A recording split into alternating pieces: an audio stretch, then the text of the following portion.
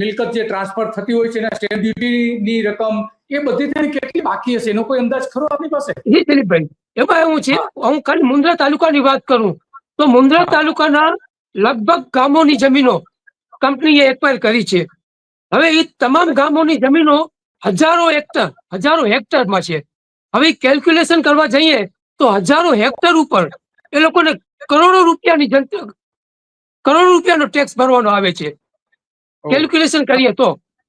હા, બરાબર, કરોડો રૂપિયાનો. અને એમાં કોઈ ઉપરાંતની બીજી કોઈ ફરિયાદ થઈ છે કે જેમાં પ્રોપરલી જે નિયમો પ્રમાણે સ્ટેમ્પ ડ્યુટી વસૂલ કરવામાં આવી, વેરાઓ વસૂલ ન કરવામાં આવેલા હોય એ પ્રકારનું?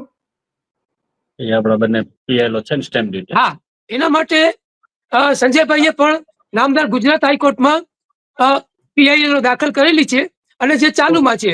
અને નામદાર ગુજરાત હાઈકોર્ટ ઉપર અમને પૂરો ભરોસો છે કે આજે નહીં તો કાલે પણ કાયદા ઉપર જ્યારે પણ ન્યાય મળશે ત્યારે આ તંત્રને કડક કામગીરી કરવી પડશે અને આ તમામ રકમ વસૂલાત થશે એવું નામદાર હાઈકોર્ટ દ્વારા અમને પૂરો ભરોસો છે.